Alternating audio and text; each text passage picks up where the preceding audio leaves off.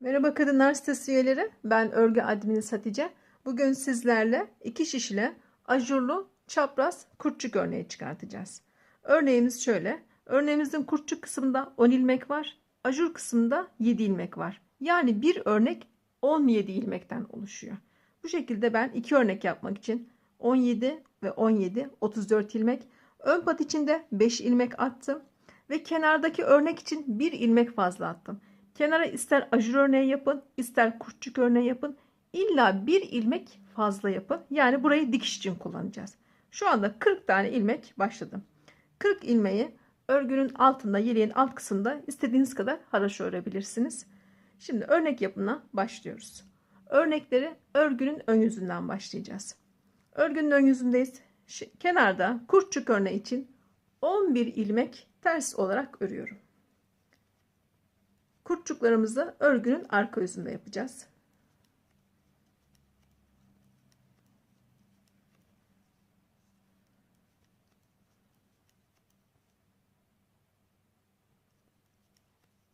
On bir ilmeğimi ters olarak ördüm. İpimi arkaya attım. Ajur örneğine başlıyorum. Ajur örneğinde 7 tane ilmeğim var. Birinci ilmeği düz olarak ördüm. Ördüğüm ipi sağdaki şişe doladım. Bir tane artırma yaptım. İkinci ve üçüncü ilmek. İkisini birlikte ördüm. Bir tane eksiltme yaptım.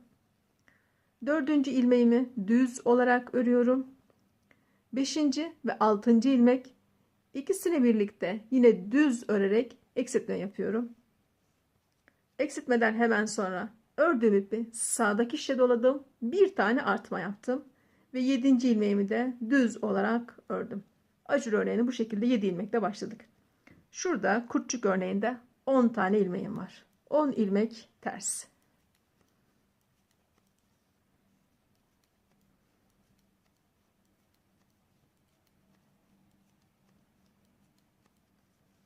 On ilmeğimi ters olarak ördüm. İkinci ajur örneğine başlıyorum.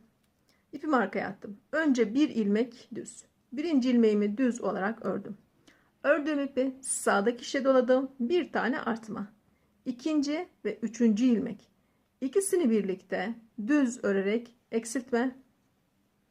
Dördüncü ilmeğimizi düz olarak örüyoruz. Beşinci ve altıncı ilmek. İkisini birlikte düz örerek eksiltme.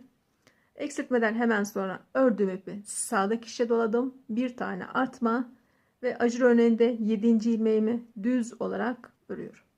Sol şişimizde 5 tane ilmeğimiz kaldı. Kalan 5 ilmeğimizi de ön pat için haraşo olarak örüyoruz.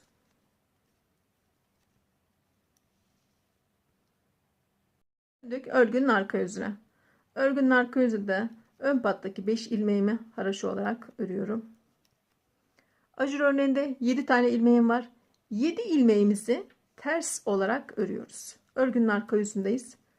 Ajur örneğin örgünün ön yüzüne yapıyoruz. Örgünün arka yüzünde 7 örneğin ilmeğimizi de ters olarak örüyoruz. Şimdi kurtçuk yapımına sıra geldi.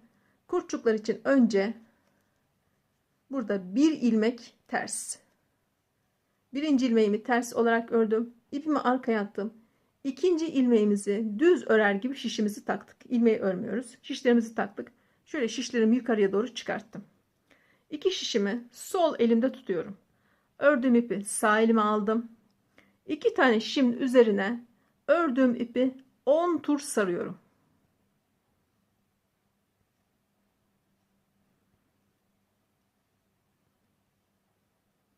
Ve 10 tur sardım. Sağdaki şişime ördüğüm ipi şöyle bir tur sarıyorum. Rahat çekmek amacıyla. Sağdaki şişime sardığım ilmeklerin içinden geçiriyorum. Şöyle bakın sarılı bir şekilde, şişe sarılı bir şekilde çıktı. İlmeğimi düzelttim. Sol şişimdeki sardığım ilmekleri şişten çıkarttım. Şöyle bakın düğüm olduğu gibi görünüyor. Hiç düğüm olmadı. Şöyle ilmeklerinizi çekip düzeltin. Ördüğümüz ipi şöyle çekiyoruz. İp toparlanmaya başlıyor. Tekrar düzelttim. Ördüğüm ipi çekiyorum. Bu şekilde kurtçuğum oluştu. Şimdi örmeye devam ediyoruz. Kurtçuğu yaptıktan sonra bir sonraki ilmeği düz olarak örüyoruz. kurtçuğun ön yüzünde kalması için kurtçuk yaparken ve bir sonraki ilmeği hep düz olarak örüyoruz. Diğer ilmeklerimizin hepsini ters olarak örüyoruz. Örgünün arka yüzündeyiz.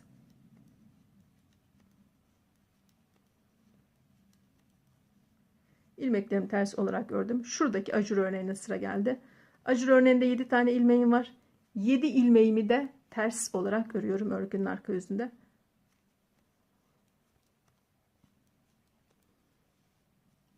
Şimdi kurtçuk örneğine sıra geldi. Kurtçuk örneğinde önce bir ilmek ters. İpimi arkaya attım. İkinci ilmeğime düz örer gibi şişimi taktım. Şöyle şişlerimi yukarıya doğru uzatıyorum. Sol elimle şişlerin 2 tanesini tutuyorum. Ördüğüm ipi sağ elime aldım. 2 tane şişin üzerine 10 tur sarıyoruz.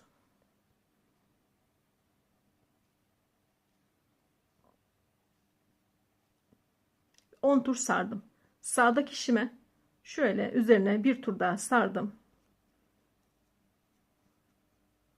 Sağdaki şişimi tüm sardığım ilmeklerin içinden geçirdim. Sol şişimdeki sarılı ilmeklerimi çıkartıyorum. Şöyle sardığımız ilmekleri düzeltiyoruz.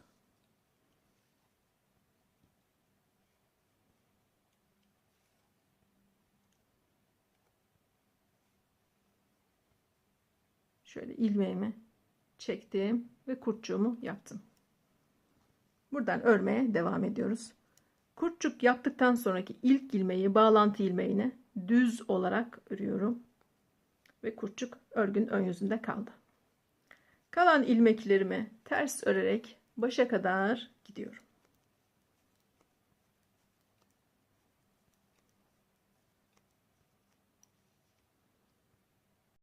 Döndük örgünün ön yüzüne. Şurada kenarda kurtçuklarda 11 tane ilmek attım. Bir tane kenar ilmeği yaparak 11 tane ilmek attım. 11 ilmeğimizi burada ters olarak örüyoruz.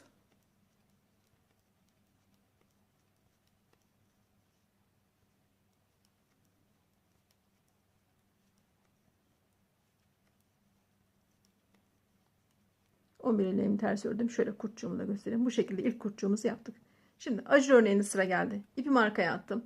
Ajur örneğinde birinci ilmek düz, ikinci ilmek düz. Yani 2 tane düz ördük. Ördüğümüz ipi sağdaki şişe doladık. Bir tane artma. Ajur örneğin tam ortasında 1, 2, 3. 3 tane ilmeği aldım. 3 ilmeğimizi birlikte düz örerek eksiltme yaptım. Yani burada 2 tane ilmek eksiltmiş oldum. Ördüğüm ipi sağdaki şişe doladım. Bir tane artma ve 2 ilmek düz. Şöyle ajur örneğimizi bu şekilde tamamlamış olduk. Ajur örneğinde bir örnek bitti. Devam ediyorum. Kurtçuk örneğinde 10 tane ters ilmeğim var. Örgünün ön yüzünde 11 ilmeğimizi ters olarak örüyoruz. Pardon, 10 ilmeğimizi, kenarda 11 tane vardı. Burada 10 tane var. 10 ilmeğimi ters olarak ördüm. Ajur örneğine sıra geldi. 2 ilmek düz. Ördüğüm ipi sağdaki şişe doladım. Bir tane artma. Şöyle 3 tane ilmeğimi, üçünü birlikte aldım. Düz örerek eksiltme. Eksiltmeden hemen sonra ördüğüm ipi sağdaki şişe doladım. Bir tane artma. 2 ilmek düz. Ön pat kısmına geldim. Ön patta 5 ilmek haraşon var. İsterseniz bu ön patı daha da fazla yapabilirsiniz. 6, 7, 8 ilmek de yapabilirsiniz. Döndük örgünün arka yüzüne. Ön pattaki 5 ilmek yine haraşo. Ajur örneğinde de ters olarak örüyoruz yine. Buradaki 7 ilmeğimi de ters olarak örüyorum.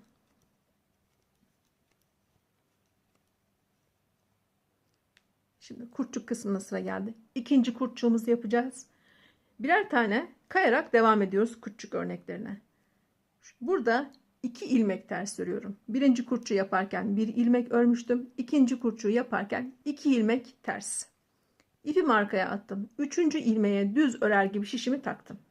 Şöyle şişlerimi yukarıya doğru çıkarttım. Sol elimle tutuyorum. 2 tane şiş sol elimle tuttum. Ördüğüm ipi sağ elime aldım. 2 tane şişin üzerine 10 tur sarıyorum.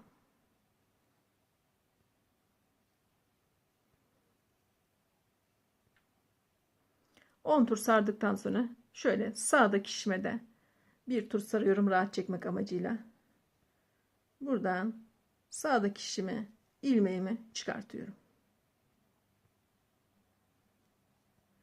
Ve solda sarılı ilmekler hepsini şişten çıkarttık. Şöyle ilmeğimizi uzattık. Ördüğüm ipi çekiyorum.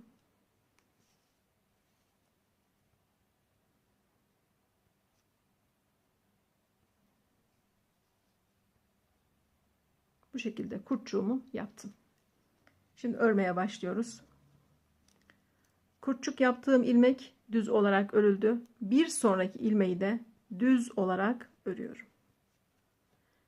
Diğer ilmeklerimizi ters olarak örüyoruz. Kurtçuk kısmında da ajur kısmında da örgünün arka yüzünde ilmekler ters olarak örülüyor. Sadece kurtçuğu yaparken düz olarak örüyoruz.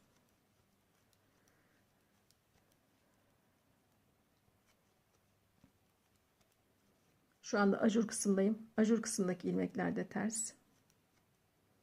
Kurtçuk yapacağım yere geldim. İkinci kurtçuğu yapıyoruz. 2 ilmek ters. İpimi arkaya attım. Üçüncü ilmeğime şişimi düz örer gibi taktım. Şişlerimi şöyle yukarıya doğru çıkarttım. 2 şişimi sol elimle tutuyorum. Ördüğüm ipi sağ elime aldım. 2 tane şişin üzerine 10 tur sarıyorum.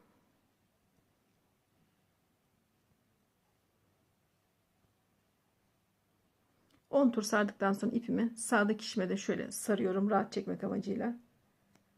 Sardığım ilmeklerin içinden sağdaki şişimi geçirdim. İlmeğimi de çıkarttım. Şöyle sardığım ilmeği de çıkarttım.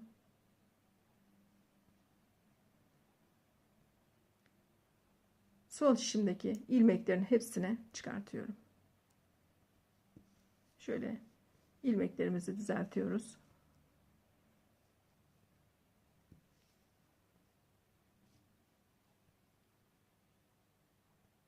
Kurtçuğumuzu yaptık. Şimdi kurtçuğu yaptıktan sonraki bir sonraki ilmeği düz olarak örüyorum. Burada sadece 2 ilmek düz olarak örülmüş oluyor. Diğer ilmeklerimi ters örerek başa kadar gidiyorum.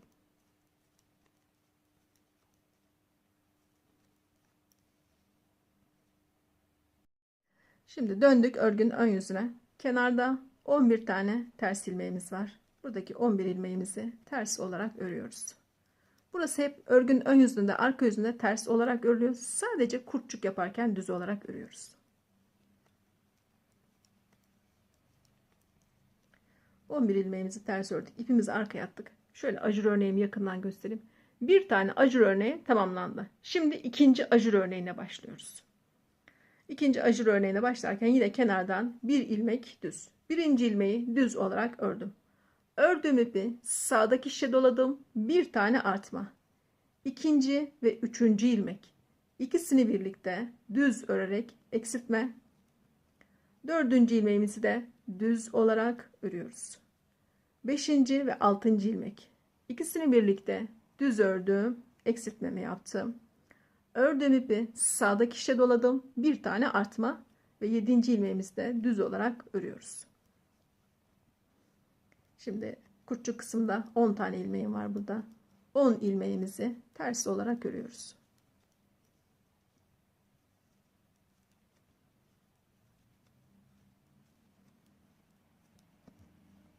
Ajur örneğine sıra geldi. Birinci ilmek düz. Ördüğümüz ipi sağdaki şişe doladık. Bir tane artma. Şöyle ikinci ve üçüncü ilmeği birlikte örerek eksiltme. Bir ilmek düz. Yine 2 ilmeği birlikte düz örerek eksiltme. Ördüğümüz ipi sağdaki şişe doladık. Bir tane artma ve bir ilmek düz. Ön patta 5 tane haraşo.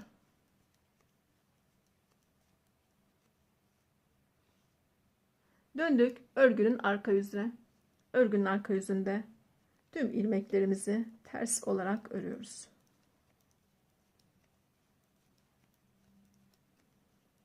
Ajur kısmında 7 tane ilmeğim var. İsterseniz arada ilmeklerinizi sayabilirsiniz. Ajurlarda eksiltme artma yapıyoruz. İlmekleriniz eksilmesin, fazlalaşmasın. Şimdi ajur örneğini ördüm. Kurtçuk örneğine sıra geldi. Üçüncü kurtçuğumuzu yapacağız. Yani burada 3 ilmek ters. 3 ilmeği ters ördüm. İpimi arkaya attım. Dördüncü ilmeğe düz örer gibi şişimi taktım. Şöyle şişlerimi yukarıya doğru çıkartıyorum. Sol elimle şişlerin 2 tanesini tuttum. Ördüğüm ipi sağ elime aldım. 2 tane şişin üzerine 10 tur sarıyorum.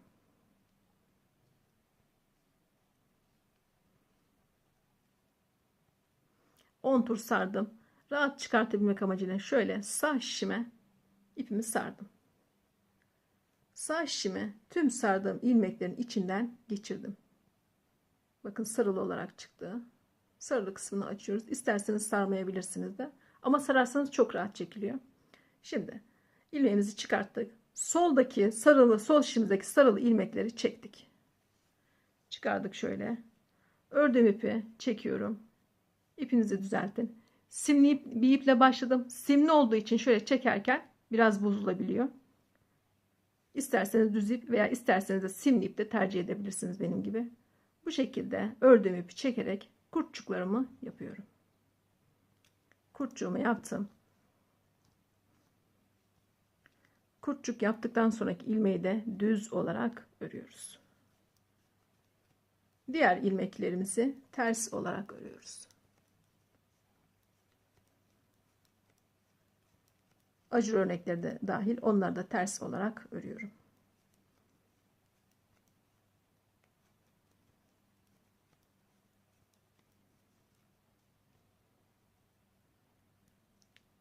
Şimdi kurtçuk kısmında sıra geldi.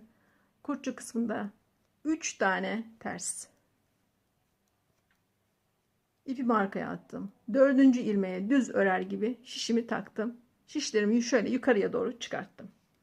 2 tane şişimi sol elimle tutuyorum. Sağ elimle ördüğüm ipi 10 tur sarıyorum.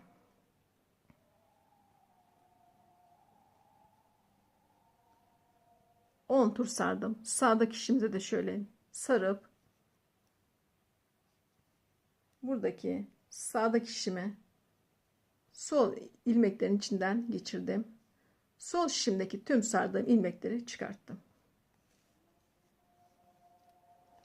İlmeklerimizi düzeltiyoruz ve ördüğüm ipi şöyle çekerek kurtçuğumu yapıyorum.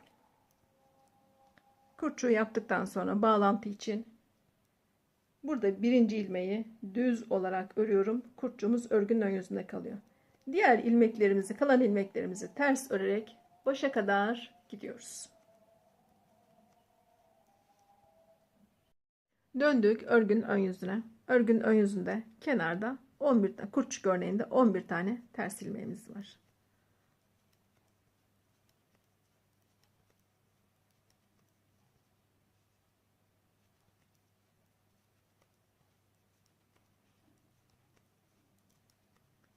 Bir ilmek ters. Ajur örneğine geldim. Ajur örneğinde birinci ilmek düz, ikinci ilmek düz. Ördüğümüz ipi sağdaki şişe doladık. Bir tane artma. Ajur örneğinin 3. 4. ve 5. ilmeği. Yani 3 ilmeği birden. Üçünü birlikte örerek eksiltme. Ördüğüm ipi sağdaki şişe doladım. Bir tane artma. 6. ilmeği düz, 7. ilmeği de düz olarak örüyoruz. Bu şekilde ajur örneğin ikinci örneğini de tamamlamış olduk. Devam ediyoruz. Kurtçuk kısmında 10 ilmek ters.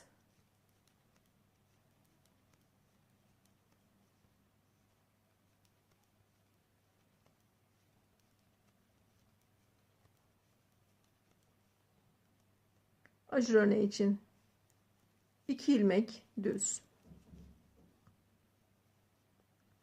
Ördüğüm ipi sağdaki şişe doladım. Bir tane artma. 1, 2 ve 3. Tam ortada 3 ilmeği birlikte örerek eksiltme. Ördüğüm ipi sağdaki şişe doladım. Bir tane artma. ve 2 ilmek düz. Ön pat için 5 ilmek haraşo olarak örüyoruz.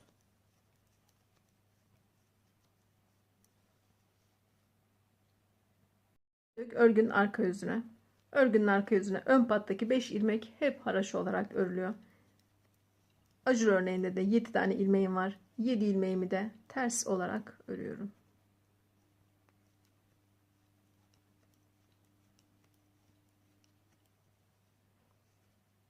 Şimdi kurtçuk örneğine sıra geldi. Kurtçuk örneğinin 4. kurtçuğunu yapacağız. Yani burada 4 ilmek ters. 4 ilmek ters olarak ördüm. İpimi arkaya attım. 5. ilmeği düz örer gibi şişimi taktım. Şöyle şişlerimi yukarıya doğru çıkarttım. 2 şişimi sol elimle tuttum. Ördüğüm ipi sağ elimle 2 şişin üzerine 10 tur sarıyorum.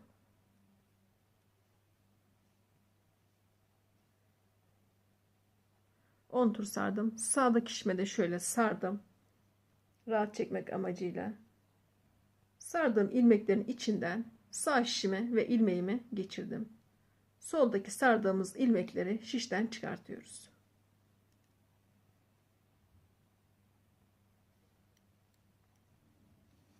Sardığım ilmekleri düzeltiyorum. Ve şöyle ördüğüm ipi çekerek kurtçuğumu tamamlıyorum.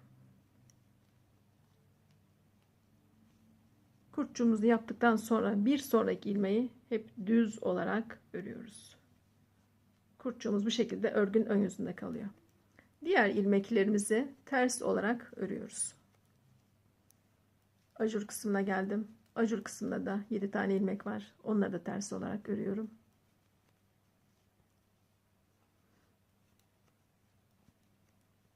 Ve kurtçuk kısmına geldik. 4. kurtçuğu yapıyoruz. 4 ilmek ters. 4 ilmek ters ördüm. İpimi arkaya attım. 5. ilmeğe düz örer gibi şişimi taktım. Örmüyorum ilmeği. Şöyle 2 şişimi de sol elimle tutuyorum. Ördüğüm ipi sağ elime aldım. 2 tane şişin üzerine 10 tur sarıyorum.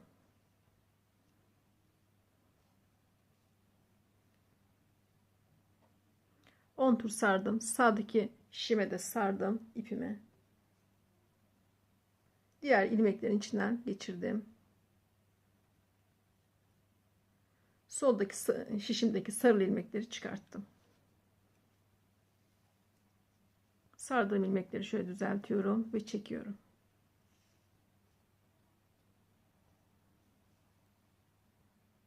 Bu şekilde kurtçuğumuzu yaptık. Kurtçuk yaptıktan sonraki bir sonraki ilmeği düz olarak örüyoruz. Ve kalan ilmeklerimizi de ters örerek başa kadar gidiyoruz. Çapraz kurtçuk örneğinde şu ana kadar 4 tane kurtçuk yaptık. Yani yarım örnek oldu. Bir örnek olabilmesi için 8 tane kurtçuk yapmamız gerekiyor. 8 kurtçuk olduğunda buradan yeniden örnek yapmaya başlıyoruz. Bir ilmek ters örüp kurtçuğumuzu yapıyoruz. Bu şekilde örneklerimize devam edeceğiz. Ajur kısmında 7 tane ilmeğimiz var.